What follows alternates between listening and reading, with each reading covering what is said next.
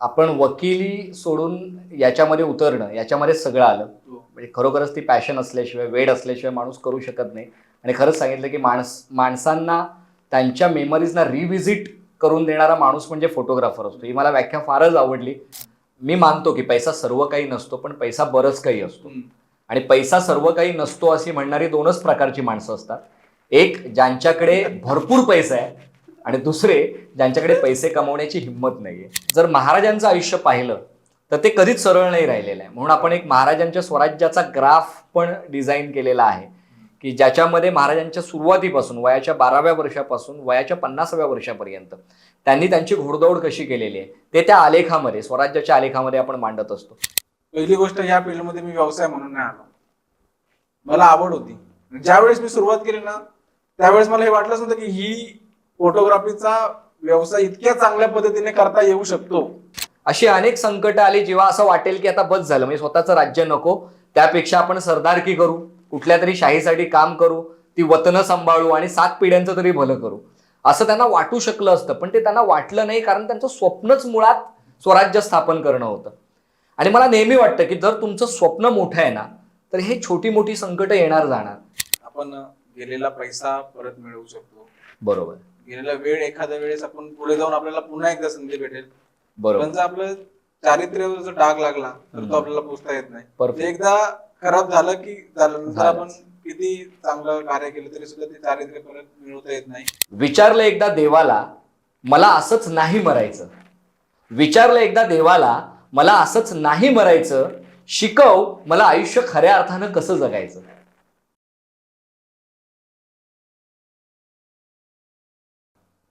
नमस्कार, मी अनिकेत शिंदे तुम्हा सर्वांचं स्वागत करतो सुपर विश टॉक या पॉडकास्ट मध्ये. आज आपल्यासोबत गप्पा मारण्यासाठी आलेले आहेत श्री विनोद अनंत मेस्त्री.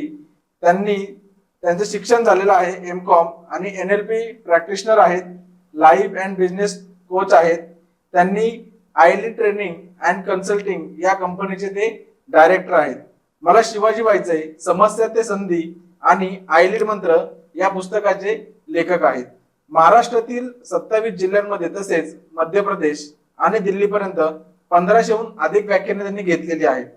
त्यातून 2 लाखाहून अधिक लोकांना त्यांनी मार्गदर्शन केलेलं आहे. सगळ्यात त्यांची खासियत किंवा त्यांचं विशेष गुण मला सांगायला तुम्हाला आवडेल. शिवाजी महाराजांची तत्वे आणि त्यांचा आजच्या युगाशी संबंध जोडून त्या विषयावर प्रेरणादायी उद्बोधक व्याख्याने ते करत असतात.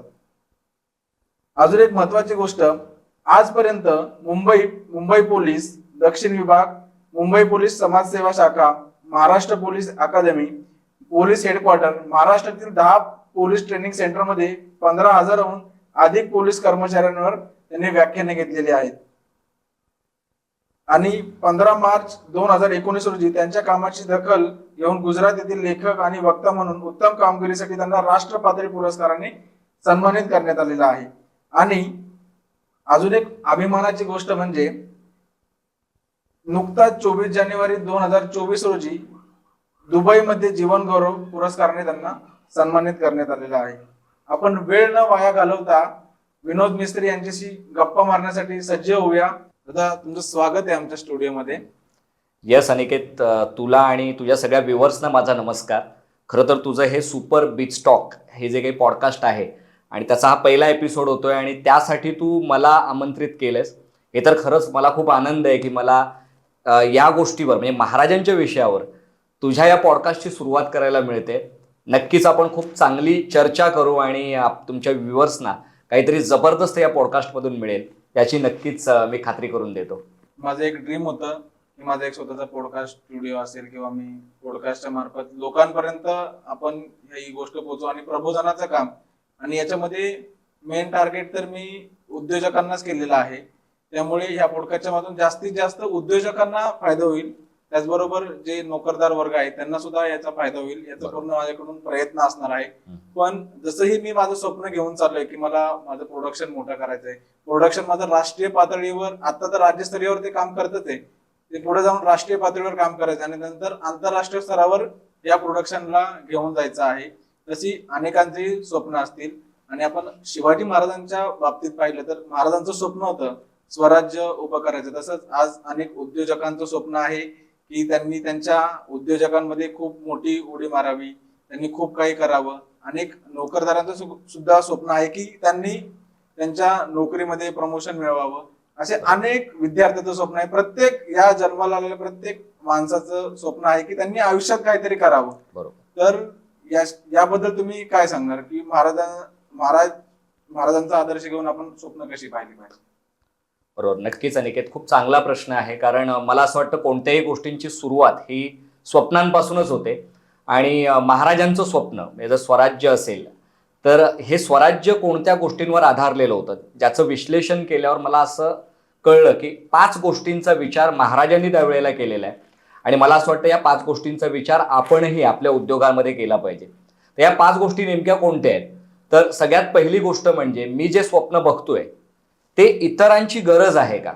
हे बऱ्याचदा असं होतं की मला एखाद्या गोष्टीची खूप आवड आहे म्हणूनच मी तेच स्वप्न बनवू का, मी त्याच्यामध्येच आयुष्यात करिअर करू का, मी तोच उद्योग करू का किंवा त्याच नोकरीमध्ये जाऊ का? पण तुम्ही जे स्वप्न बघताय ते इतरांची गरज आहे का, सामान्य जनतेची गरज आहे का, याचाही आपण विचार केला पाहिजे. जसं महाराजांनी जेव्हा स्वप्न पाहिलं, स्वराज्य हे जर स्वप्न आपण बघितलं तर ते स्वराज्य ही एकट्या महाराजांची गरज नव्हती, ती सगळ्या जनतेची गरज होती, त्यावेळेच्या लोकांची गरज होती. आणि ती गरज महाराजांनी ओळखली. म्हणून तर महाराज म्हणायचे की हे राज्य व्हावं ही तो श्रींची इच्छा, हे राज्य व्हावं ही त्याची इच्छा आहे, मी फक्त एक माध्यम आहे. आणि हे राज्य माझ्या एकट्याचं नसून हे तुमच्या सगळ्यांचं आहे. हे राज्य व्हावं, हे वाढावं आणि ते टिकावं ही आपल्या सगळ्यांची गरज आहे. म्हणून सगळ्यात पहिली गोष्ट म्हणजे एक उद्योजक म्हणून जर मला बघायचं आहे तर मी जे प्रॉडक्ट किंवा सर्व्हिस घेऊन किंवा जी उद्योगाची कल्पना घेऊन मी उतरतोय ती लोकांची गरज आहे का, आणि ती पुढची कित्येक वर्ष टिकणार आहे का, ती गरज राहणार आहे का, हे सगळ्यात पहिलं येतं. दुसरी गोष्ट, मी जो काही करिअर निवडतोय, मी उद्योग किंवा नोकरी जे काही असेल त्यामध्ये माझी बुद्धिमत्ता मॅक्झिमम लेवलला यूज होणार आहे का?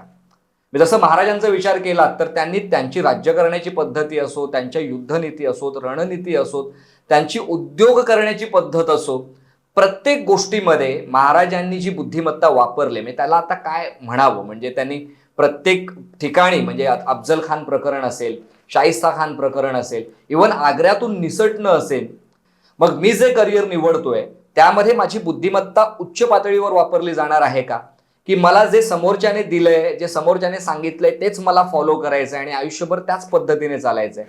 असं असेल तर ते करिअर, त्या करिअरमध्ये मजा नाही.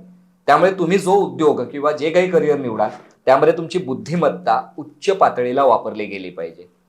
हे झाली दुसरी गोष्ट, म्हणजे एक तर पहिली गरज बघितली आपण आणि दुसरी बुद्धिमत्ता. तिसरी गोष्ट असते पॅशन, वेड.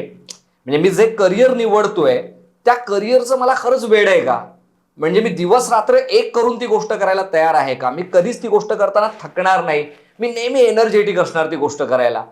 मग तुम्ही महाराजांचा विचार करा ना की त्यांनी वयाच्या 12व्या वर्षी जेव्हा सुरुवात केली स्वराज्य स्थापन करण्याची, तिथपासून अगदी ते मृत्यूशय्येवर असेपर्यंत त्यांचं आयुष्य हे धावपळीचं राहिलेलं आहे, दगदगीचं राहिलंय.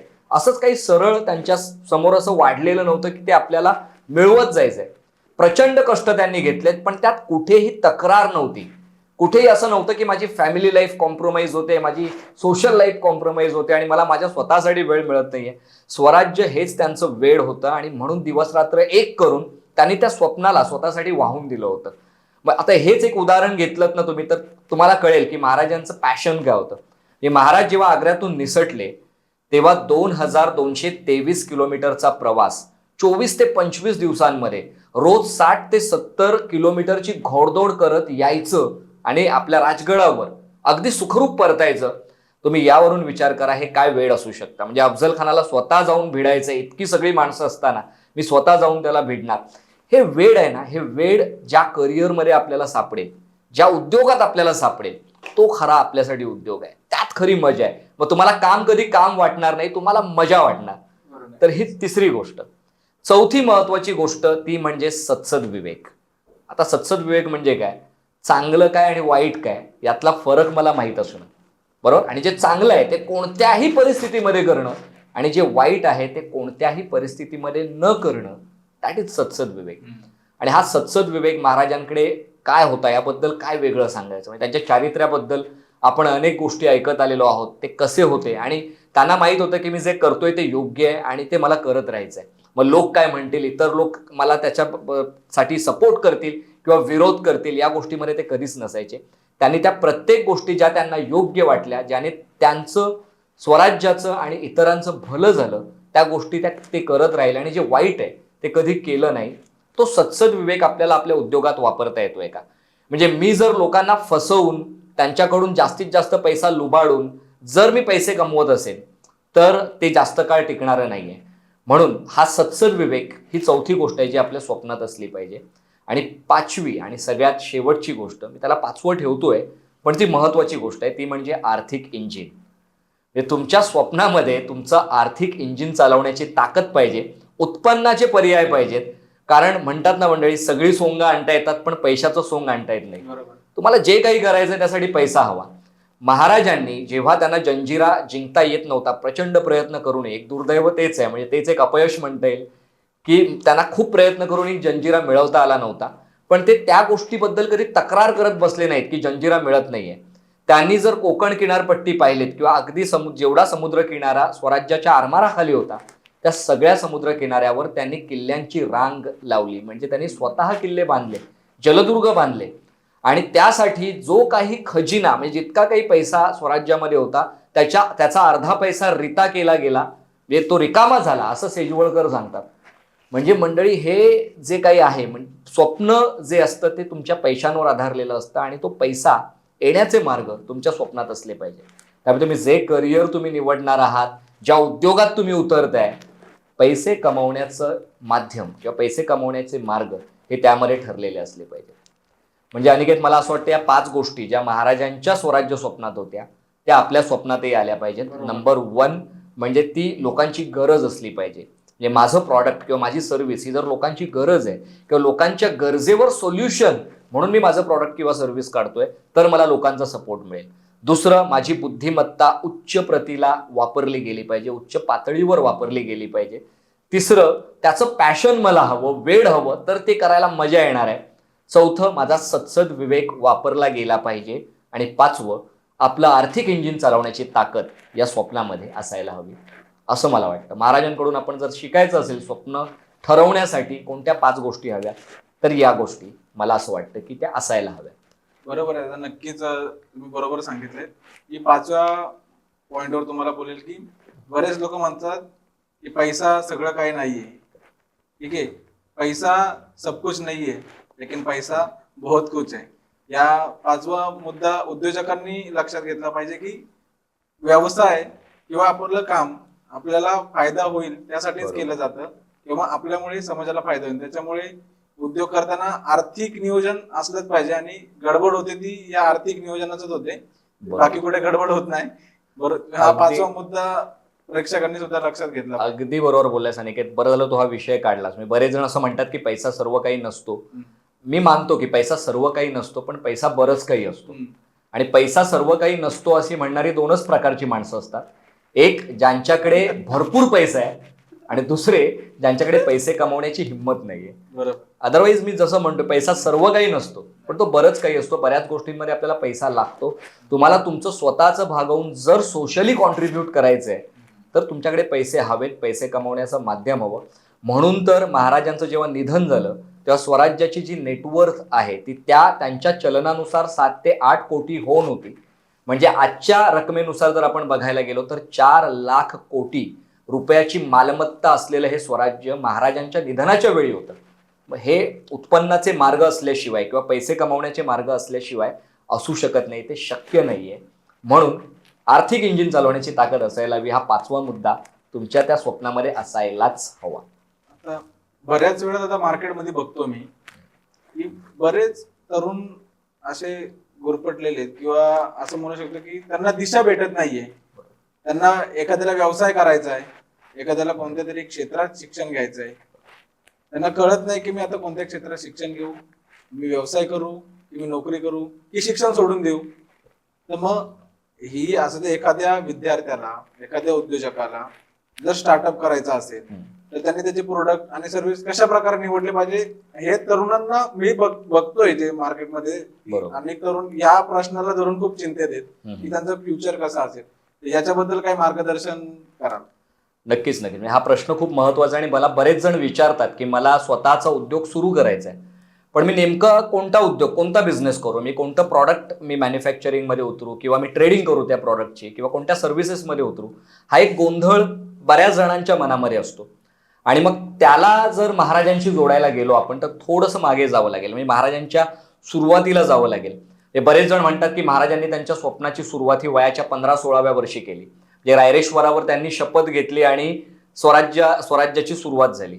हा, ते शपथ ही जाहिरात होती, जे आपण स्वप्नांची जाहिरात जे म्हणतो, आपण सगळ्यांना ओरडून सांगतो की असं काहीतरी आता होणार आहे, म्हणजे काहीतरी येतंय मार्केटमध्ये. It was kind of launch, right. पण त्याच्या आधी जर तुम्ही पाहिलं तर वयाच्या 12व्या वर्षी महाराज जेव्हा पुणे आणि सुपे हे दोन छोटे परगणे जे शहाजी राजेंकडून त्यांना सांभाळायला मिळाले, ते जेव्हा पुणे आणि सुपेमध्ये आले त्यावेळेची पुण्याची परिस्थिती काय होती किंवा सुप्याची काय परिस्थिती होती, मी त्या प्रश्नावर येतोय की कोणतं प्रॉडक्ट किंवा सर्व्हिस आपण निवडलं पाहिजे, राईट. पण ही एक गोष्ट आपण समजून घेतली पाहिजे की आज आपण असं म्हणतो की मला ना उद्योग करायचा आहे, मला व्यवसाय करायचा आहे, मला बरंच काही माझ्या आयुष्यामध्ये करायचं आहे, पण माझं कुटुंबच मला सपोर्ट करत नाही, मला माझ्या आजूबाजूचे लोक सपोर्ट करत नाही, मला गव्हर्नमेंट सपोर्ट करत नाही. इन शॉर्ट वातावरणच पोषक नाहीये हे करण्यासाठी. या कारणं बरीच देत असतात. पण मग त्याचा जर आपण विचार केला ना अनिकेत, तर महाराजांच्या वयाच्या 12व्या वर्षी पुण्यामध्ये येणं, तर बरेच जण म्हणतात की शून्यातून महाराजांनी सुरुवात केली. हा, तर मुळात ती शून्यातून नव्हती.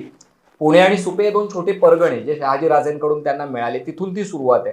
पण जर पुण्याचा विचार त्यावेळेचा केला तर मुरार जगदेव नावाच्या एका सरदारानं पुण्यात जाळून बेचिराख केलं होतं.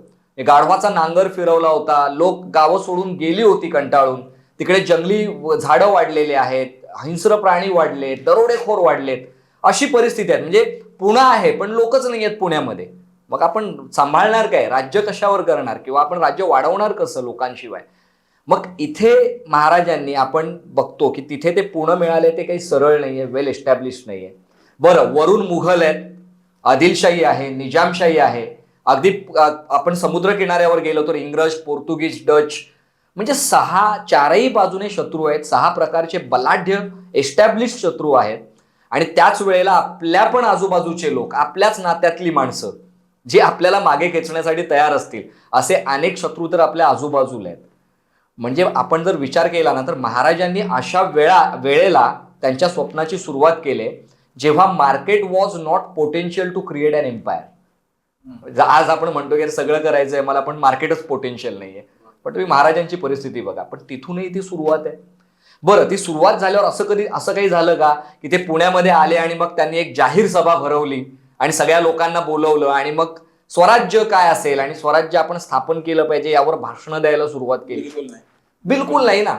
त्यांना एवढं कळलं की जर मी आज केलंही असं, म्हणजे लोक आणली, जमवली, त्यांच्यावर भाषण दिलं तर कदाचित लोक मोटिवेटेड होतील आणि बोलतील चला उद्यापासून आपण स्वराज्य स्थापनेला सुरुवात करूया. पण जेव्हा त्याच उत्साहाने ते घरी जातील तेव्हा त्यांच्या बायका त्यांना काय म्हणणार आहेत, ते मुलं उपाशी आहेत, 2 दिवस त्यांनी खाल्लेलं नाहीये, आपल्या खाण्यापिण्याची सोय नाहीये. बरं, जे तुम्हाला ते भाषण द्यायला आलेत त्यांच्याकडे 7 पिढ्या खातील एवढी संपत्ती आहे. शहाजी राजे ऑलरेडी एस्टॅब्लिश्ड आहेत, त्यांच्याकडे मोठी जहागिरी आहे, त्यांना काय बोलायला स्वराज्य स्थापन करा किंवा काय. चला आधी तुम्ही कमवण्याचे मार्ग शोधा. म्हणजे हे असं झालं असतं, राईट. मग त्यावेळेला महाराजांनी ओळखलं की आधी लोकांची गरज ही स्वराज्य नाहीये, लोकांची गरज त्यांच्या पोटा पाण्याची सोय होणं, त्यांना ती सुरक्षितता मिळणं, जे बाहेरचे शत्रू हल्ला करतायत त्यापासून एक सुरक्षित वातावरण मिळालं पाहिजे, त्यांच्या पोटा पाण्याची सोय त्यांनी स्वतःहून केली पाहिजे. अन्न, वस्त्र, निवारा याच्या बेसिक्स आहेत ना, त्यावर आधी काम करूया. म्हणून पुणे वसवण्यापासून ती सुरुवात आहे ना. पुणे वसवलं गेलं, लोकांना तिथून अभयाचं वचन देऊन त्यांना बोलवलं गेलं, त्यांना कर्ज पुरवली गेली, बिनव्याजी कर्ज, त्यांना शेतीसाठी जी काही अवजारं लागतायत, बी बियाणं लागतायत ती पुरवली गेली आणि पहिली त्यांची रोजीरोटीची सोय, त्यांना अन्न, वस्त्र, निवारा ही सोय करून दिली गेली. आणि जेव्हा ते कळायला लागलं की आता चला आपल्या खाण्यापिण्याची सोय झाली, अन्न, वस्त्र, निवारा ह्या गरजा भागल्यात, आता रिस्पेक्टचं काय, स्वतःचा रिस्पेक्ट हवा, स्वतःचं राज्य हवं, मग स्वराज्यासाठी लोक तयार झाले ना, राईट. मग इथे आता विचार करा, प्रॉडक्ट सर्व्हिस बद्दल आपण बोलतोय. महाराज जेव्हा आले किंवा आता कोणतीही कंपनीची नवीन येते, जे मोठमोठे उद्योग बनतात, पुढे जाऊन मोठं विश्व निर्माण करतात, हे कशाचा अभ्यास करत असतील? महाराज जेव्हा आले तेव्हा त्यांनी सगळ्यात पहिलं काय केलं माहिती आहे? आल्या आल्या त्यांनी सगळ्यात पहिलं काम केलं असेल की लोकांच्या नेमक्या गरजा त्यावेळेच्या काय आहेत त्याची यादी काढा. म्हणजे सगळ्यांना एकत्र म्हणजे आपली काही एक रिसर्च टीम लावून लोकांची गरज काय नेमकी, मग त्या गरजांची यादी काढली असेल, बरोबर आहे, की लोकांना नेमकं काय हवंय त्या वेळेला ती यादी काढली गेली. आता बऱ्याच वेळेला अशा काही गरजा असतात ज्या लोकांना माहीत आहेत की ह्या आहेत माझ्या गरजा, पण बऱ्याच गरजा त्यांना माहीत नसतात, ज्यांची जाणीव त्यांना करून द्यावी लागते. मग अशा गरजा शोधल्या गेल्या एक. दुसरी गोष्ट, मग आदिलशाही, मुघलशाही किंवा निजामशाही किंवा जी इतर राज्य आहेत किंवा जे काही जमीनदार आहेत किंवा जे कोणी जहागीरदार आहेत ते या गरजा भागवण्यासाठी काय करतायत याचाही अभ्यास महाराजांनी केला असणार. म्हणजे एकतर लोकांना काय हवंय त्याचा अभ्यास करा, त्याची यादी काढा, आणि मग ते भागवण्यासाठी जे एस्टॅब्लिश्ड राज्य आहेत ते काय करतायत याचा अभ्यास त्यांनी केला असणार, बरोबर. आणि मग तिसरी गोष्ट येते, अशा कोणत्या गरजा आहेत जे ही राज्य भागवू शकत नाही आहेत, मग जे ते करतायत ते आपल्याला करायचं. म्हणजे चांगल्या गोष्टी ज्या भागवल्या जात आहेत गरजा त्या तर भागवायच्याच आहेत, आणि ज्या गरजा भागवल्या जात नाही आहेत त्या जर आपण भागवू शकलो तर जास्तीत जास्त सपोर्ट आपल्याला जनतेचा मिळू शकतो, लोक आपल्या बाजूने वळू शकतात. आता याच्यावरच आपण कोणतं प्रॉडक्ट किंवा सर्व्हिस निवडली पाहिजे यावर मी येतोय.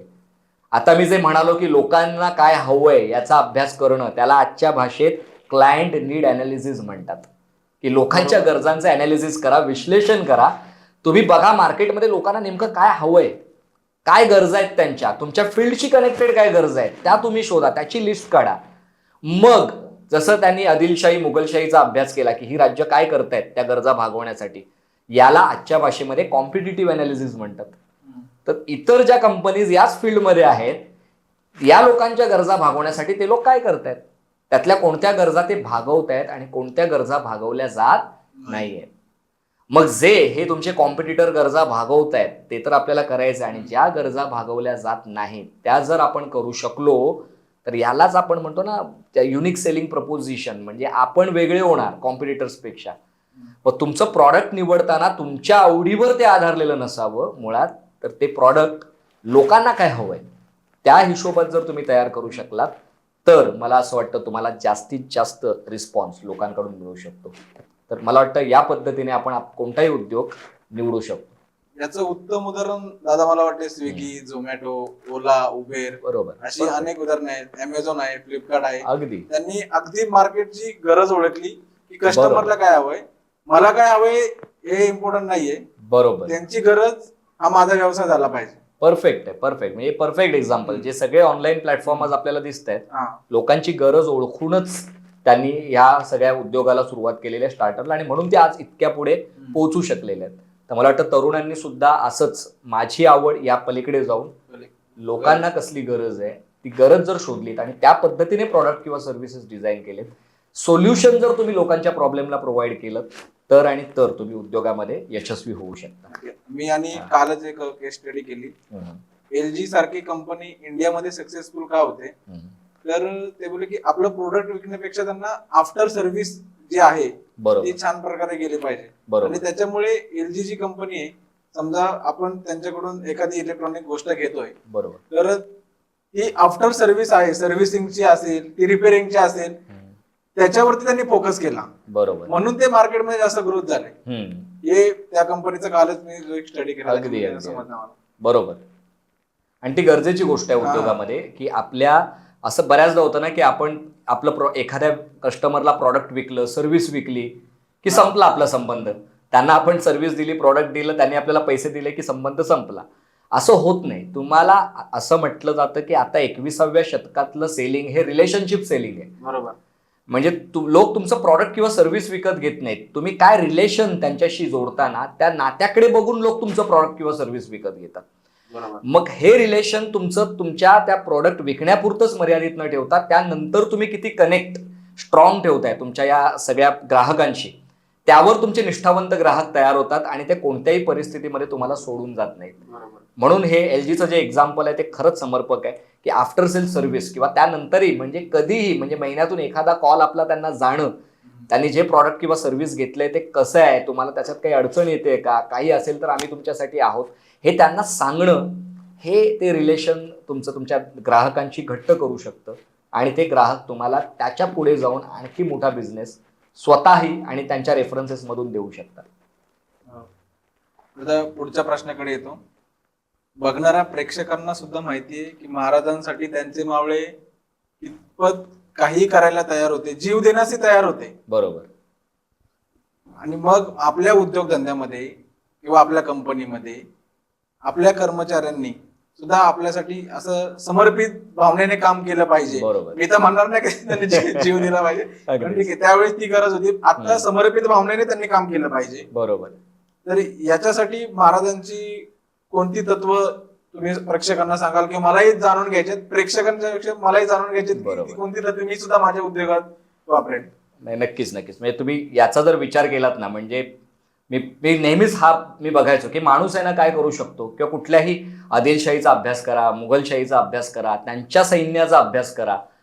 पगारापुरतं काम करणारी ती लोक होती. म्हणजे मला पगार मिळतोय तेवढंच काम करायचं, म्हणजे त्यासाठी मी माझे एफर्ट्स टाकेन, माझ्या त्या युद्ध कौशल्य जी आहेत ती मी वापरेन, मी सगळं करेन, पण जीव देणं नाही, म्हणजे हे कठीण काम होतं. म्हणजे मी तो विचार करायचो की अरे लोक ठीक आहे, लोक आपल्या स्वतःचा वेळ देतील, मेहनत देतील ना, सगळी आपली कौशल्य पणाला लावतील, पण महाराजांसाठी लोक जीव द्यायला का तयार होतात? म्हणजे हे फार वेगळं एक्झाम्पल होतं. हे या मातीमध्ये घडल्याचा खरंच आपल्याला अभिमान वाटायला पाहिजे. शिवाकाशीदांना माहीत असताना सुद्धा की आपण वाचणार नाही आहोत, आपला जीव जाणार आहे, जो आपल्याला एकच मिळतो, दुसरा पर्याय नाहीये, तरी सुद्धा ते महाराजांसाठी पालखीमध्ये जाऊन बसतात.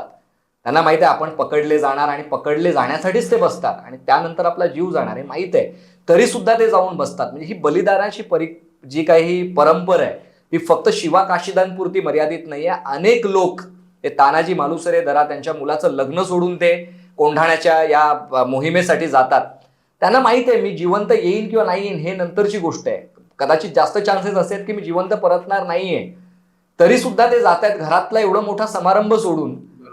ते लोक महाराजांसाठी मरायला तयार होत आहेत, मरण्यामध्ये धन्यता मांडतायत. हे कसं होतं?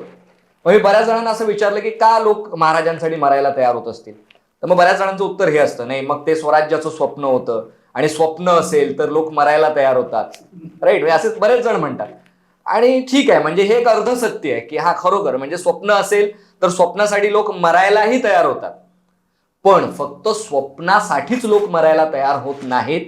जर त्या स्वप्नाला चारित्र्यवान नेत्याची जोड मिळाली ना तरच लोक मरायला तयार होतात. आणि स्वराज्य नावाच्या स्वप्नाला छत्रपती शिवाजी महाराज नावाचं एक नेतृत्व, एक चारित्र्यवान नेतृत्व लाभलं, म्हणून लोक या स्वराज्यासाठी मरायला सुद्धा तयार झाले.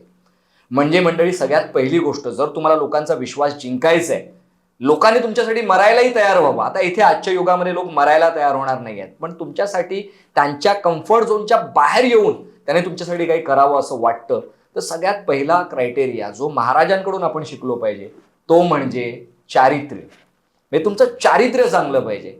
या स्वराज्याला महाराजांसारखा चारित्र्यवान नेता लाभला म्हणून लोकांचा विश्वास या महाराजांवर, या स्वराज्य प्रणालीवर प्रचंड होता.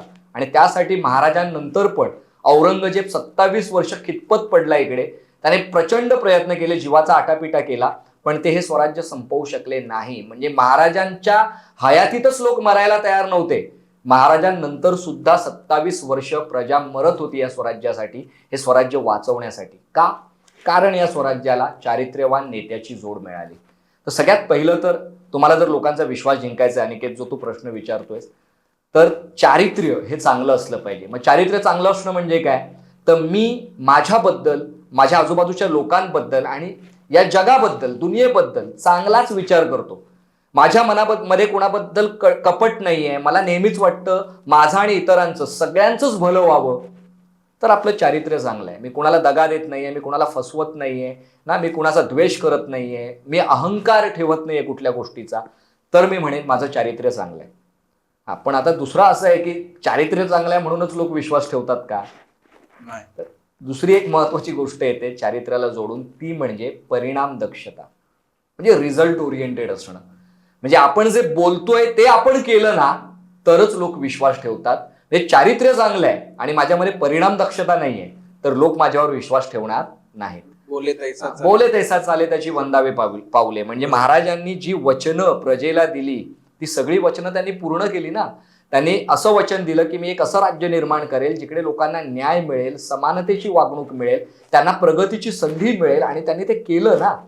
त्यांनी ज्या ज्या गोष्टी लोकांना कमिट केल्या, प्रॉमिस केल्या, त्या स्वतः केल्या. बऱ्याचशा युद्धांचं नेतृत्व त्यांनी स्वतः केलं. इतर इतकी माणसं असताना सुद्धा ते स्वतः लढण्यासाठी गेले. म्हणजे अशा अनेक गोष्टी महाराजांनी स्वतः केल्या. म्हणजेच त्यांची कॉम्पिटन्सी, परिणाम दक्षता ही जबरदस्त होती. बरोबर. म्हणून मी नेहमी, मला एक कोट आवडते, ती मी लोकांना सांगत असतो परिणाम दक्षतेच्या बाबतीत. Be result oriented like Hanumanji. If you cannot recognise Sanjeevani, deliver the mountain. म्हणजे हनुमानासारखं परिणाम दक्ष व्हा.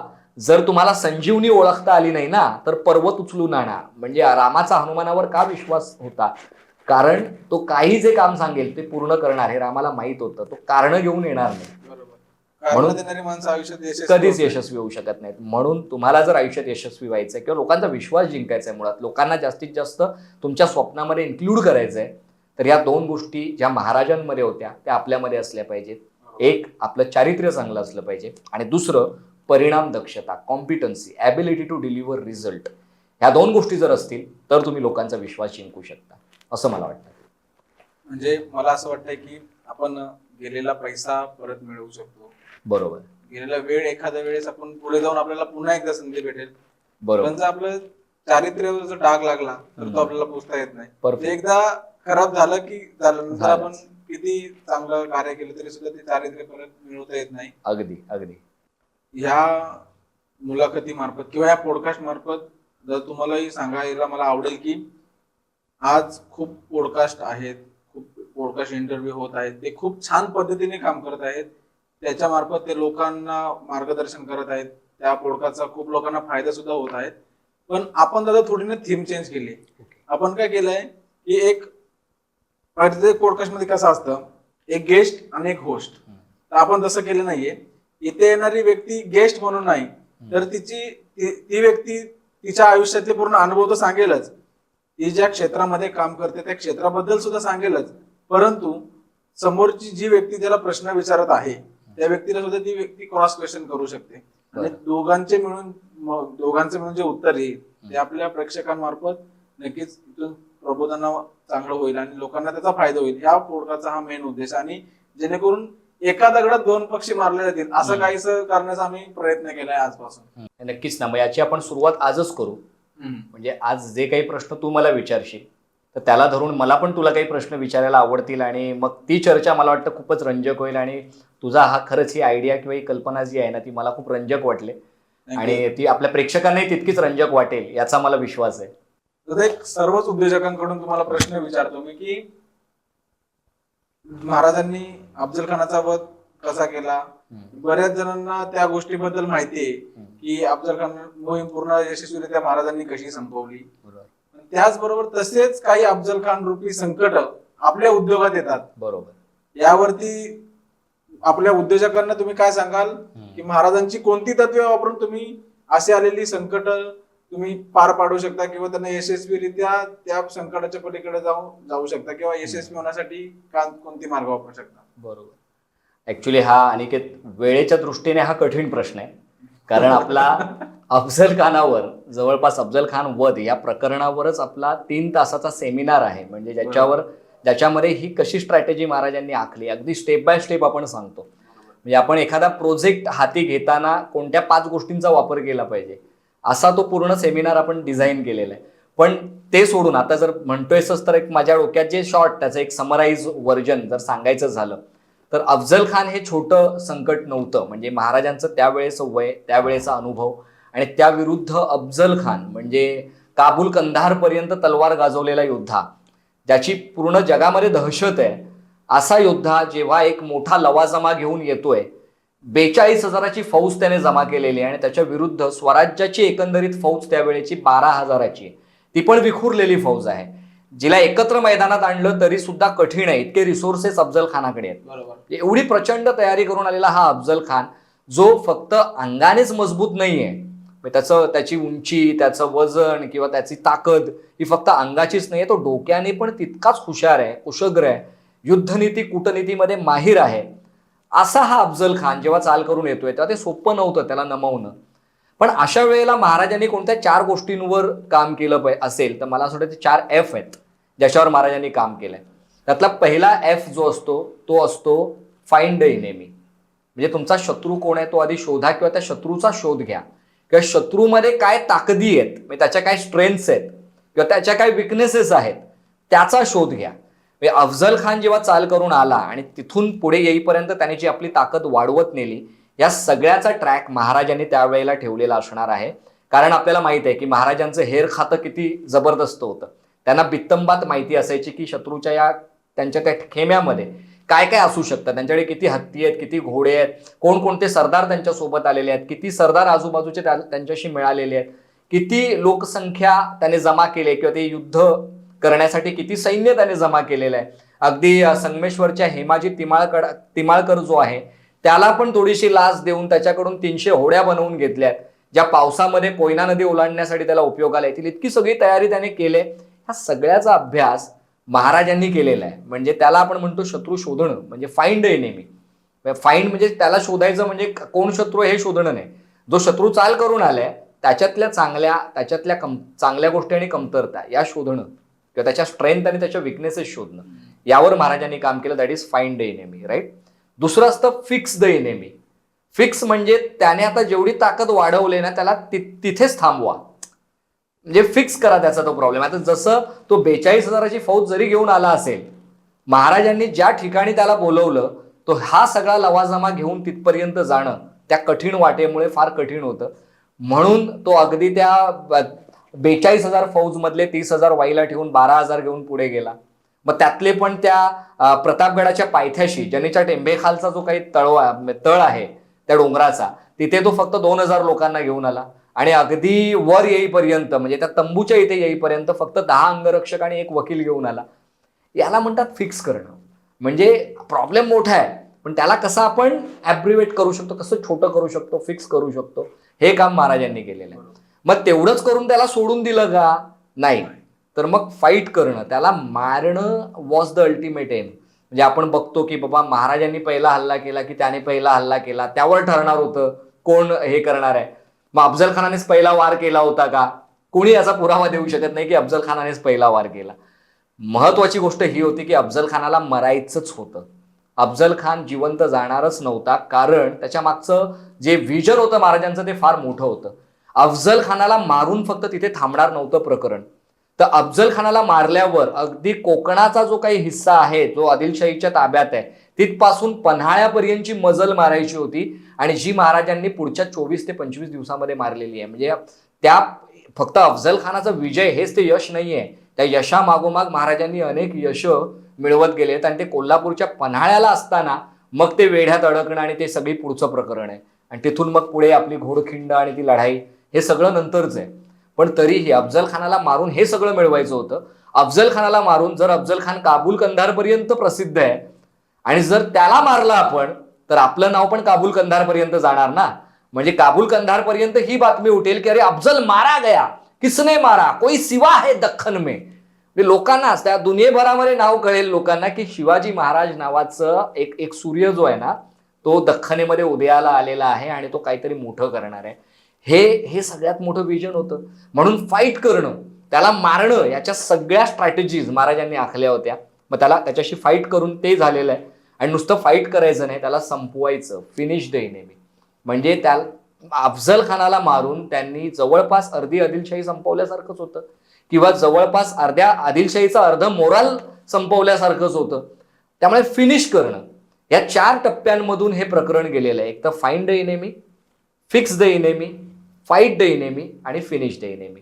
आता मी याला येतो तुझ्या उद्योगामध्ये. तू जसं म्हणतोस की उद्योगामध्ये पण अफजल खान रूपी अनेक संकट असतात, तर मग त्याला मी या एनिमी या शब्दाला जर मी त्या प्रॉब्लेम्सने जर रिप्लेस केलं तर ते कसं होणार आहे? Find the problem. हे पहिलं तर तुमच्या आयुष्यात जी संकट येत आहेत त्यांचा आधी शोध लावा की याची इंटेन्सिटी काय, की नेमके काय प्रॉब्लेम क्रिएट होत आहेत, कागदावर उतरवून काढा. फिक्स द प्रॉब्लेम, मग त्या प्रॉब्लेमला फिक्स करा. म्हणजे त्याला कसं त्याची इंटेन्सिटी आपल्याला कमी करता येईल, त्यासाठी कोणता सपोर्ट सिस्टीम आपल्याला वापरता येईल त्याचा विचार करा. फाईट द प्रॉब्लेम, त्या प्रॉब्लेमशी फाईट करा. तो प्रॉब्लेम टाळू नका, कारण तुम्ही जी समस्या टाळता ती संपत नाही, ती आणखी मोठी होऊन तुम्हाला भविष्यामध्ये गाठते. त्यामुळे ती समस्या तिथेच संपवा. फाईट करा तिच्याशी. आणि फिनिश म्हणजे संपवून टाका. या 4 गोष्टींवर जर आपण काम केलं, जसं महाराजांनी अफजल खान प्रकरणामध्ये केलं, find the enemy, fix the enemy, fight the enemy, finish the enemy, तसं find the problem, fix the problem, fight the problem and finish the problem, या 4 टप्प्यांवर जर आपण काम केलं तर कुठल्याही अफजल खान रूपी संकट जे आपल्या आयुष्यात आलेलं आहे त्याच्यावर तुम्ही मात करू शकता असं मला वाटतं. मला तुला हे विचारायचं आहे की आता 9 वर्ष तू या फील्डमध्ये आहेस आणि तू अनेक प्रोजेक्ट पार पाडलेस, म्हणजे तू खूप काम केलेस, मी पाहिलंय, तू खूप मेहनती आहेस, तुझं सतत काम चालू असतं, सतत वेगवेगळ्या प्रकारची कामं तू घेत असतोस आणि नवीन नवीन गोष्टी, नवीन नवीन चॅलेंजेस तू घेत असतोस. जसं अफजल खान हे फार मोठं आव्हान महाराजांसाठी होतं, तसं तुझ्या पण या कारकिर्दीमध्ये एखादं आव्हानात्मक काम तुला आलं असेल किंवा एकापेक्षा जास्त आले असतीलच. तर त्यातलं कोणतं एखादं काम तू आपल्या या प्रेक्षकांना सांगू शकतोस का, आणि ते काम तू कसं पार पाडलंस, ते तू कसं सक्सेसफुली कॅरी केलंस, ते नक्कीच मला वाटतं प्रेक्षकांना ऐकायला आवडेल. नक्कीच. असं एक काम आहे, खूप गमतीशीर किस्सा म्हणता येईल तो, किंवा माझ्यासाठी खूप मोठं आव्हान होतं की मी त्यावेळेस समजले की माझी आणि माझ्या टीमची ताकद काय. त्यावेळेस सांगतो, असा किस्सा असा झाला की एमबीसीचा उद्योग गर्जना हा खूप मोठा पुरस्कार सोहळा होता. बरोबर. आणि त्या सोहळ्यामध्ये काही मान्यवरांना पुरस्कार देण्यात येणार होते आणि त्यासाठी त्यांची डॉक्युमेंटरी तयार करायची होती. म्हणजे तोपर्यंत मला वाटतं की 6 वर्ष झाले असतील की मी या क्षेत्रात काम करतोय. पण काय काम करतोय की मी वेडिंग करतोय, मी प्री वेडिंग करतोय, म्हणजे छोटे मोठे इव्हेंट करतोय. आणि मग ज्यावेळेस ते डॉक्युमेंटरीची रिक्वायरमेंट आमच्याकडे आली त्यावेळेस मी टीमचा फॉलोअप घेतला नाही, काय नाही, मी हो बोललो. मग what is mean by documentary, इथून आमची सुरुवात होती की आता कसं करायचं. कारण ती आता एखाद्या व्यक्तीला पुरस्कार भेटतो म्हणजे ती व्यक्ती त्यामध्ये विलास शिंदे, जे सर्वांना माहिती आहेत, त्यांची डॉक्युमेंटरीज बनवायची, त्या व्हिडिओ युट्यूबवरती आहेत. एवढं मोठं आव्हान. आणि मग टीम बोलली, अरे तू हो बोलून टाकलंस, आम्हाला काय बोललास नाही, आता आपल्याकडून तर होणार नाही, आपल्याला काय काय करायचं हेच माहित नाही अजून. तर मी बोललो नाही, आपण हे खूप छान पद्धतीने करूया. आणि मग त्यावेळेस आम्ही सर्व रात्री बसलो आणि पूर्ण मॅनेज केलं की कोण काय करणार. पहिले कामाची विभागणी केली, तू हे करायचं, तू हे करायचं, तू हे करायचं. आणि तो फॉलोअप घेऊन आम्हाला वाटलं नव्हतं तोपर्यंत सुद्धा असं वाटत होतं की ठीक आहे, नाही आपण नाही करू शकत. मला बोलायची टीम आणि लेफ्ट कर, जाऊ दे, नेक्स्ट पुढे ऑपॉर्च्युनिटी भेटेल ना, आपण करू, तू आता लेफ्ट कर. मला लेफ्ट करायचं नव्हतं, कारण मला ती संधी गाजवायची होती. मी माझ्या इन्स्टावरती पर्सनली अकाउंट सुद्धा पोस्ट टाकले की संधी फक्त तुम्हाला सिद्ध करावं लागते, ती संधी. बरोबर. आणि ती संधीचं मला सोनं करायचं होतं. म्हणजे शूटला जाईपर्यंत टीम म्हणायची नाही ना निकेत लेफ्ट, विचार करा अजून, पण उगाच नाव खराब होण्यापेक्षा लेफ्ट झालेलं माघार घेऊ आपण. बोललो नाही, आता माघार नाही घ्यायची, आता पूर्ण हे काम पूर्ण करायचं. आणि त्याचबरोबर जसं ते काम सुरू झालं, आम्ही एवढा स्टडी केला त्याच्या मागे, अनेक टेक्निशियनशी भेटलो आणि त्याच्यामध्ये मास्टर आहे त्यांच्याशी भेटलो. आणि सगळ्यात मी तर फक्त हिंमत केली. याच्यानंतर जे माझ्या टीमनी जे काम केलं, आपण म्हणतो की टीम वर्क, पुन्हा एकदा दादा तुझ्या मुद्द्यावर आहे की महाराजांचे मावळे, मी तशीच टीम बिल्ड केली. पूर्ण विश्वास टीमचा जिंकला की नाही आपण करू शकतो. त्यांना फक्त त्यांचा आत्मविश्वास पूर्ण वाढवला. जर आपण आज नाही केलं ना तर मग आयुष्यभर तुम्ही हेच लोकल असं करत राहा. काही वेगळेपणा नाही, लोक जे करतात तेच आपण करणार आहे.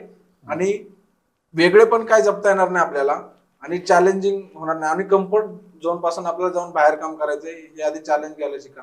ठीक आहे, झालं ते काम झालं तरी सुद्धा त्या जेव्हा सर्व डॉक्युमेंटरी त्या प्ले होईपर्यंत आमचं नुसतं जीवात धाकधूक होतं की नाही आता होईल, कसं होईल. पण एवढी टीम वर्क एवढं छान होतं. आमचे डायरेक्टर छान होते, स्टोरी रायटिंग येणारे खूप छान होते. त्या टीम वर्कमुळे एवढं मोठं आव्हान. आणि त्यावेळेपासून आम्ही 5 डॉक्युमेंटरी साईन केल्या. आता मी या वर्षी म्हणजे 2 दिवसापूर्वी जवळजवळ 25 डॉक्युमेंटरी साईन केले त्या एका प्रोजेक्टमुळे. आणि त्यावेळेस तर आता मी लेफ्ट झालो असतो. नाही आता म्हणजे डॉक्युमेंटरी म्हणजे काय, इथूनच आमची सुरुवात होती. तरी सुद्धा हिंमत केली, नाही आपण करू शकतो.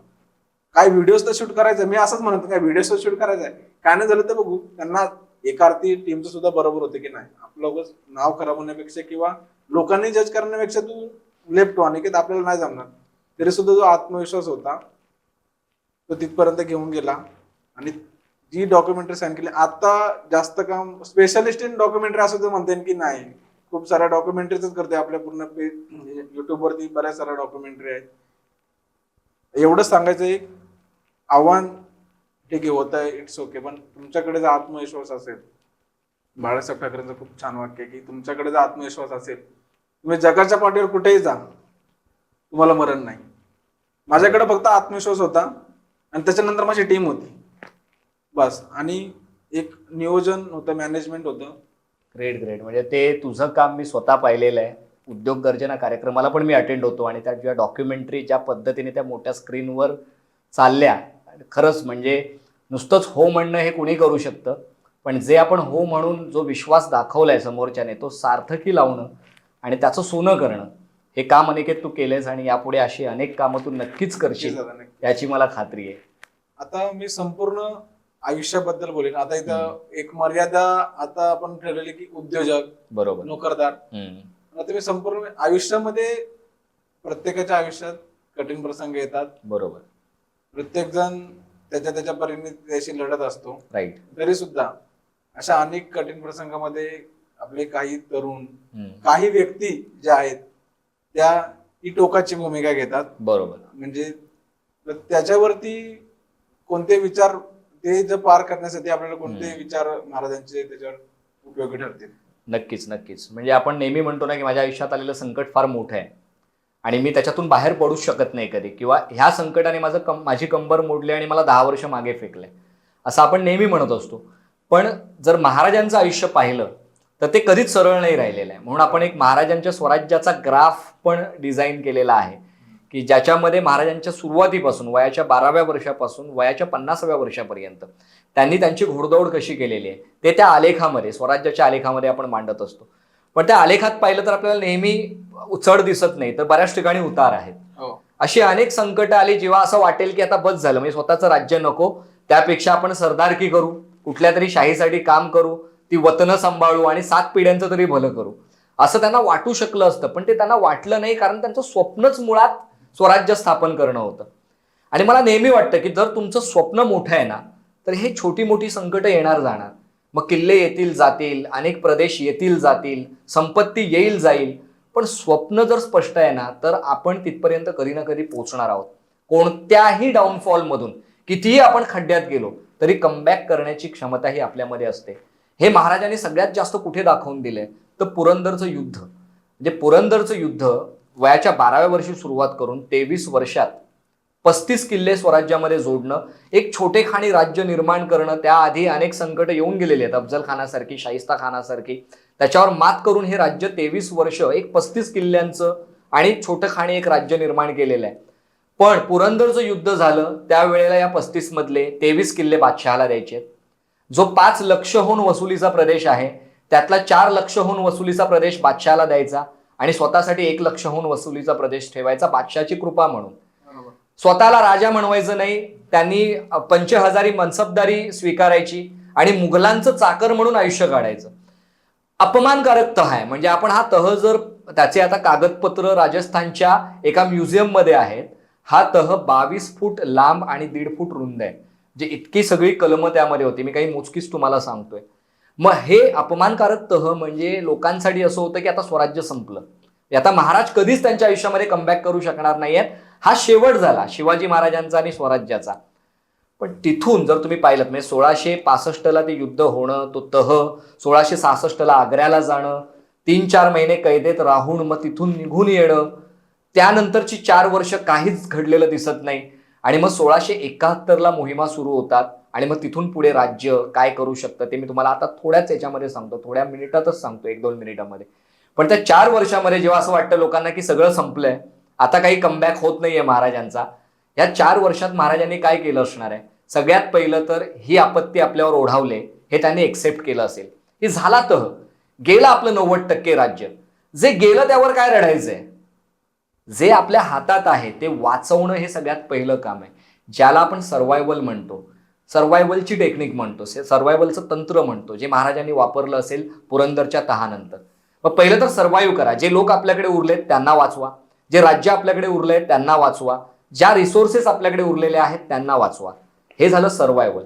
जेव्हा हे सगळं सर्व्हाइव्ह होईल त्याच वेळेला आता पुढे जायचं आहे तर आपल्याला ताकद वाढवली पाहिजे. मग ताकद वाढवण्यासाठी आपण काय करू शकतो, ज्याला म्हणतात रिवायवल.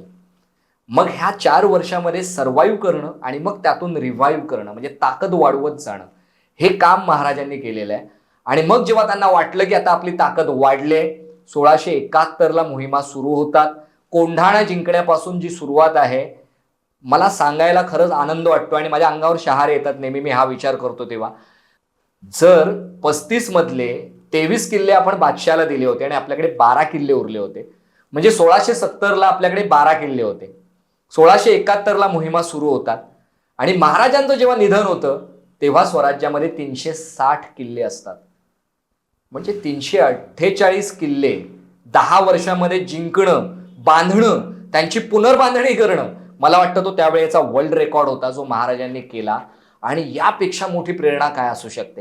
म्हणजे जे राज्य छोटंसं उरलेलं आहे त्याच्या 1000 पट मोठं राज्य फक्त 10 वर्षामध्ये निर्माण करायचं, जे आधीच्या 23 वर्षात झालं नव्हतं ते पुढच्या 10 वर्षामध्ये करायचं आणि जगासमोर एक असा काही प्रेरणादायी इतिहास ठेवून द्यायचा जो त्यांच्यानंतर 300 वर्षानंतरही सुपर बिटस्टॉकच्या या पॉडकास्टमध्ये सांगितला जाईल किंवा अनेक मंचांवर सांगितला जाईल आणि आपल्यासारखे अनेक लोक प्रेरित होतील आणि त्यांना कळेल की त्यांच्या आयुष्यात आलेलं कोणतंच संकट इतकं मोठं नाहीये की त्यामधून ते कधी कमबॅक करू शकत नाहीत.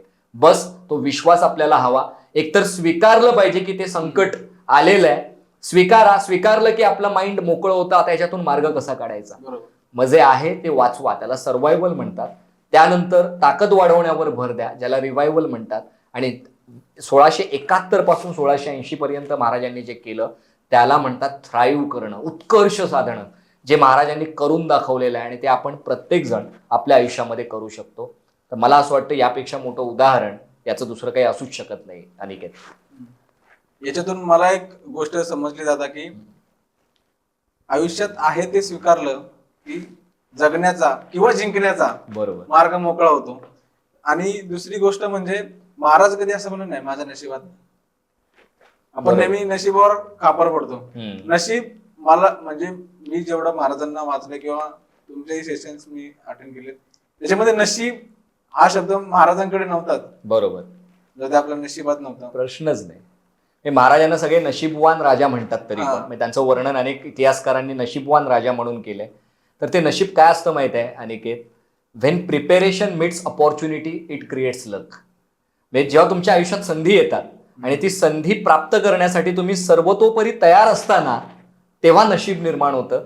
आणि महाराजांच्या आयुष्यात जेवढ्या संधी आल्या त्याची तयारी त्यांनी त्याआधी करत गेलेल्या आहेत. म्हणजे ती एकाच वेळेत झालेली नाही आहे.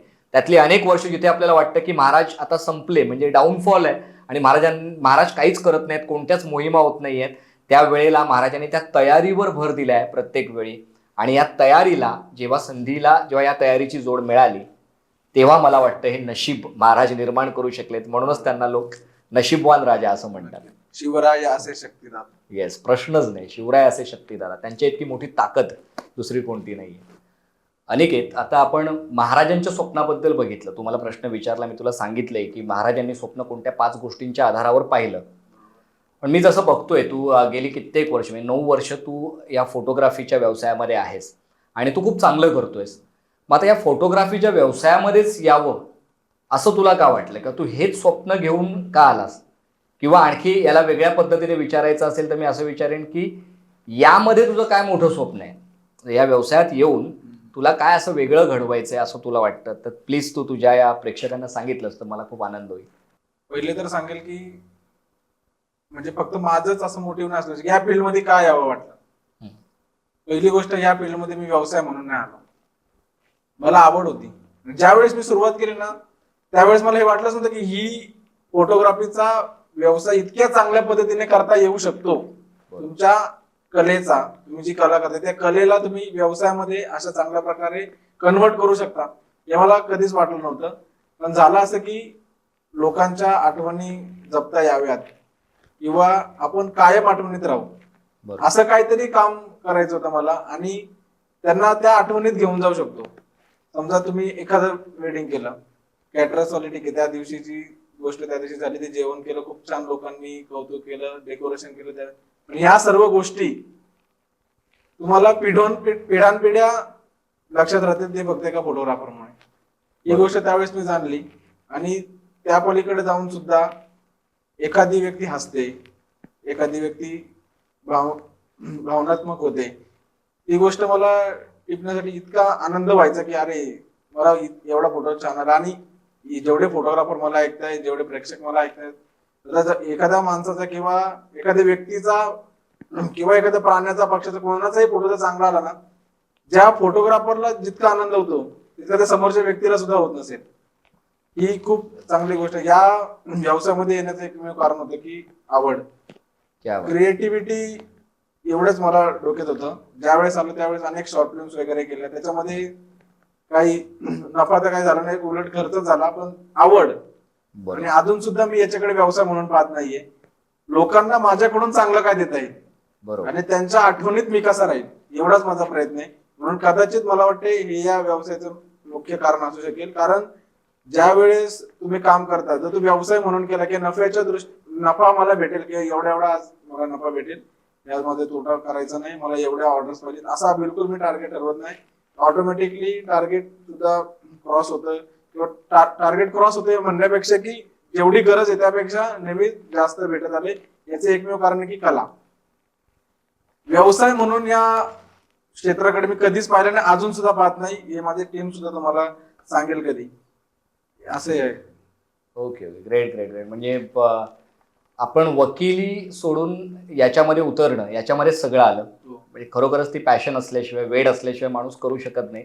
आणि खरंच सांगितलं की माणसांना त्यांच्या मेमरीजना रिव्हिजिट करून देणारा माणूस म्हणजे फोटोग्राफर असतो. ही मला व्याख्या फारच आवडली. म्हणजे अगदी पुढच्या 100 वर्षानंतर पण लोक बघणार मागे जाऊन आणि रिव्हिजिट करणार त्या 100 वर्षापूर्वीचे क्षण. हे काइंड ऑफ टाईम मशीन तुम्ही क्रिएट करताय, पण ती व्हर्च्युअल टाईम मशीन असावी. खरंच खूप मस्त. आणि आपण मला असं वाटतं पुढच्या प्रश्नाकडे जाऊया.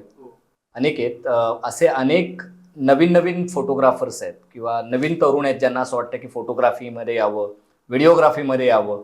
आणि मी बघतो बरेच जण या फील्डमध्ये उतरत आहेत. म्हणजे आता असा सुळसुळाट आहे फोटोग्राफर्सचा किंवा व्हिडिओग्राफर्सचा. पण मग प्रत्येक जण इथे येऊन का यशस्वी होऊ शकत नाही? म्हणजे आज मी जे तुझं बघतोय प्रोग्रेस, किंवा असे माझे काही आणखी मित्र आहेत 4-5 की जे खूप उत्तम करत आहेत फोटोग्राफीमध्ये, किंवा अशी अनेक माणसं बघितली की ज्यांनी हा सुरू केला व्यवसाय आणि काही वर्षांमध्येच तो बंद करून टाकला. तर मग असं काय काय असं सिक्रेट आहे जे तू सांगू शकतोस या नवीन येणाऱ्या फोटोग्राफर्सना किंवा होतकरू फोटोग्राफर्सना, की ते तुम्हाला टिकून राहण्यासाठी, म्हणजे आयुष्यभर हा करिअर कॅरी करण्यासाठी मदत करू शकतं?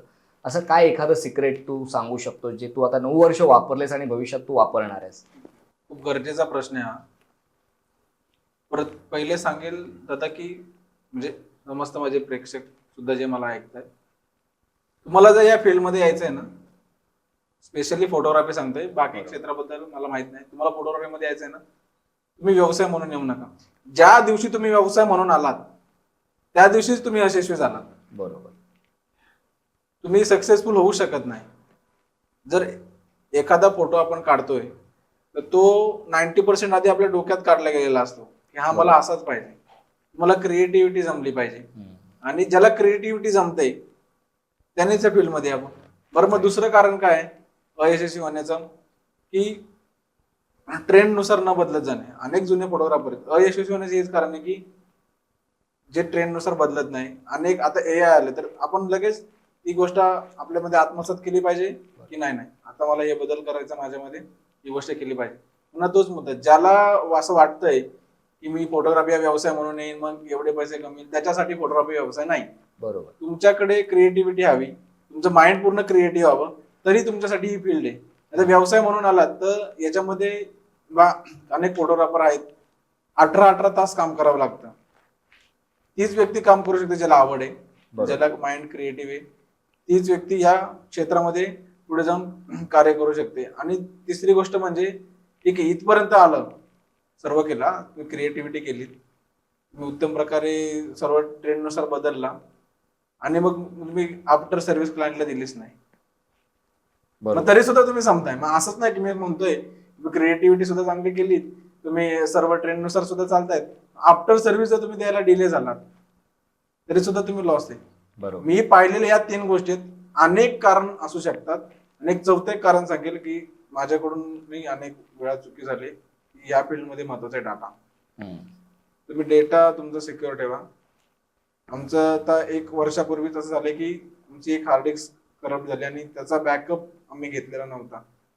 जे कोणी मला ऐकते, डेटा महत्वाचा आहे, कारण फोटोग्राफी पूर्ण डेटावरतीच तुमचं अवलंबून आहे की क्लायंटचा तुमच्याकडे किती डेटा आहे, काय आहे. तुमचा डेटा तुम्ही पहिले सिक्युअर करा. जी चूक मी केली, ठीक आहे, त्याच्यामध्ये काही डाटा रिकव्हर झाला, काही रिकव्हर नाही झाला, ही गोष्ट वेगळीच. फोटोग्राफरला हे सांगायचं की सगळ्याच गोष्टींनी तुम्ही ठीक आहात. आम्ही तर सगळ्याच गोष्टींनी ठीक होतो, आम्ही सगळ्याच गोष्टीचा विचार केलेला, पण या गोष्टीचा कधी विचार केला नव्हता की आमचा डेटा कधी लॉस होईल. आणि एक दिवस तो डेटा लॉस झाला आणि त्याच्यामुळे आम्हाला खूप आर्थिक सुद्धा फटका बसलाय. पण ठीक आहे, फोटोग्राफर्सला हे सांगणं आहे की तुम्ही तुमचा डेटा सुद्धा सिक्युअर करा. ही एक चौथी गोष्ट त्याच्यामध्ये होऊ शकते की याच्यामध्ये फोटोग्राफी व्यवसाय तुम्ही अयशस्वी होता. बाकी कोणतीच गोष्ट तुम्हाला अयशस्वी करू शकत नाही, तुमच्याकडे मेहनत करण्याची ताकद असली तर. ग्रेट. त्या 4 गोष्टी पाहिजेत. व्यवसाय म्हणून फोटोग्राफी मध्ये येत असाल तर तुमच्यासाठी हा व्यवसाय नाही, बरोबर, एक क्षेत्र तुमच्यासाठी नाही. परफेक्ट अनिकेत. म्हणजे मी बघतोय की तू जे म्हणतोयस ते तुझ्यामध्ये आहे, तू पॅशनेट आहेस या गोष्टीसाठी, तू नेहमी अपग्रेड होत असतोस, तू नेहमी हे बघतोस की तुझ्या क्लायंटला काय हवंय आणि त्या पद्धतीचाच प्रॉडक्ट किंवा त्या पद्धतीच्या सर्व्हिसेस तू त्यांना देत असतोस. आणि दुसरी गोष्ट, आता तू हे सगळं अपग्रेडेशन म्हणजे अगदी डेटा सिक्युअर करण्यापासूनचं सगळं अपग्रेडेशन तू करतोयस. आणि ही गोष्टच येणाऱ्या सगळ्या फोटोग्राफर्सने किंवा जे आहेत आणि स्ट्रगल करतायत त्या फोटोग्राफर्सने या गोष्टी फॉलो कराव्यात आणि नक्कीच ते सक्सेस मिळवू शकतील या फील्डमध्ये. आणि खरंच खूप मस्त मार्गदर्शन तू त्यांना केलेलं आहेस. दादा, प्रेक्षक, मी तर 1 to 1 लेवलला बऱ्याच वेळा तुम्हाला भेटतो, अनेक वेळा, अनेक तुमचे वर्कशॉप असतात, सेशन मध्ये, अनेक वेळा मीटिंग्स मध्ये सुद्धा खूप छान भाषण वगैरे करता. बरोबर. आपले आउटबाउंड सुद्धा होतात. दादा, मला बऱ्याच वेळा तुमच्या कविता ऐकलाय, प्रेरणादायी कविता आहेत आणि मी स्वतः प्रेरित होतो. आणि याच्यानंतर अजून एक सरप्राईज तुम्हाला देणार आहे की इथं आपण आज बसलो तरी एक सरप्राईज तर देणार आहे. पण त्या आधी एक अशी प्रेरणादायी कविता मी तर बऱ्याच वेळा ऐकली, पण सुपर बेस्टच्या प्रेक्षकांसाठी एकदा प्रेरणादायी कविता झाली. नक्कीच. म्हणजे मला असं वाटतं की आपण जेव्हा या पृथ्वी तलावर जन्म घेतलाय, आता ती ईश्वरी ताकद प्रत्येकाची देवाची व्याख्या ही वेगळी आहे. देव असतो की नसतो हे बोलण्या इतके आपण मोठे नाहीच मुळात, तेवढा आपला अभ्यासही नाहीये. बरोबर. पण जो देव असेल, ईश्वर असेल, हा निसर्ग असेल, ज्याने आपल्याला निर्माण केलंय, तर आपल्याला पृथ्वीवर पाठवण्यामागे त्याचं काहीतरी एक हेतू आहे. म्हणजे आपल्या आयुष्याचा पण काहीतरी एक हेतू आहे, जो हेतू पूर्ण करूनच आपल्याला इथून जायचंय. बरोबर ना? मग हा हेतू काय तर आयुष्य परिपूर्ण जगणं. तर मग कदाचित कधी कधी हा हेतू आपण विसरतो. मी एक कल्पना केली की देवच समोर आहे आणि मी देवालाच विचारलं की बाबा मी आयुष्य कसं खऱ्या अर्थानं जगलं पाहिजे, तर देव त्याचं उत्तर कसं देईल अशी ही कविता आहे माझी. विचारलं एकदा देवाला. तर ती कविता मी आपल्या प्रेक्षकांसाठी सादर करतो. विचारलं एकदा देवाला, मला असंच नाही मरायचं. विचारलं एकदा देवाला, मला असंच नाही मरायचं. शिकव मला आयुष्य खऱ्या अर्थानं कसं जगायचं. मानलं तर सोपं आहे तो म्हणाला आणि मानलं तर कठीण सुद्धा. मानलं तर सोपं आहे तो म्हणाला आणि मानलं तर कठीण सुद्धा. व्यवस्थित ऐक आणि अंमलात आण, मी सांगतोय तो प्रत्येक मुद्दा. हसतो आपण नेहमीच आनंदी जेव्हा असतो. हसतो आपण नेहमीच आनंदी जेव्हा असतो. ताणतणाव, नकारात्मक विचार जवळपासही नसतो. आनंदात तसं हसणं कठीण नाही कुणाला. आनंदात तसं हसणं कठीण नाही कुणाला. दुःखात सुद्धा तितक्याच विश्वासानं जर हसलास, समज तेव्हा खऱ्या अर्थानं आयुष्य जगायला शिकलास. आपण चांगलं केल्याचं आपल्यांना कौतुक असतंच, त्या कौतुकानं कधी भारावून जायचं नसतं. आपण चांगलं केल्याचं आपल्यांना कौतुक असतंच, त्या कौतुकानं कधी भारावून जायचं नसतं. चांगल्यातही निंदा येऊ शकतात वाट्याला. चांगल्यातही निंदा येऊ शकतात वाट्याला. सच्च्या निंदकांच्या निंदा स्वीकारल्यास आणि सुधारलास, समज तेव्हा खऱ्या अर्थानं आयुष्य जगलास. लहान मुलांचं प्रेम जिंकू शकलास सहज आणि बुद्धिमान लोकांकडून आदर होईल तुझा. राग करणार नाहीस ना चिडचिड कधीही, जेव्हा दगा देईल एखादा मित्र तुझा. आवडेल लोकांना नेहमीच भेटायला तुला. तुझ्या उपस्थितीने लोकांना उत्साह जर दिला. असशील असामान्य पण सामान्यांना आपला जर वाटलास, समज तेव्हा खऱ्या अर्थानं आयुष्य जगलास. अशक्य असं काहीच नाही हे जेव्हा तुला पटेल, ते शक्य करण्यासाठी तुझं मन झटेल. अद्वितीय असं काही तुझ्या हातून घडेल. तुझ्या विचारांची नवी पिढी आपले विचार जोडेल. तुझ्यासारखं व्हावं असं स्वप्न प्रत्येकाला पडेल, मरून सुद्धा इतरांच्या विचारात जर उरलास, समज तेव्हा खऱ्या अर्थानं आयुष्य जगलास, समज तेव्हा खऱ्या अर्थानं आयुष्य जगलास. हीच कविता आहे, मला असं वाटतं महाराजांच्या इतिहासातून प्रेरित होऊन लिहिली गेलेली ही कविता आहे. प्रेरणादायी कविता. आणि- मी तर बऱ्याच वेळा ऐकली आता, पण आता प्रेक्षकांसाठी आज नक्कीच ही कविता- नक्कीच त्यांनाही आवडेल असं मला वाटतं. दादा खूप छान मार्गदर्शन केलं, पण ठीक आहे, मला एक सरप्राईज द्यायचं दादा तुम्हाला. हो, की तुम्हाला असा क्वेश्चन मार्क नाही पडला का दादा, पहिले मीच का, एवढा कनेक्ट अनिकेतचा आहे, बरोबर. मग तुम्हीच का? म्हणजे हा प्रश्न मी विचारला पण नाही मुळात, तू मला विचारलंस आणि मी हा. हो म्हणालो की नाही अनिकेत म्हणतोय तर आपण जाऊया. पण मला Surprise- नक्कीच ऐकायला आवडेल. सरप्राईज असा आहे की बऱ्याच दिवसापासून सांगायचं होतं, पण आज ह्या वेळी तुम्हाला सांगतो की का सरप्राईज.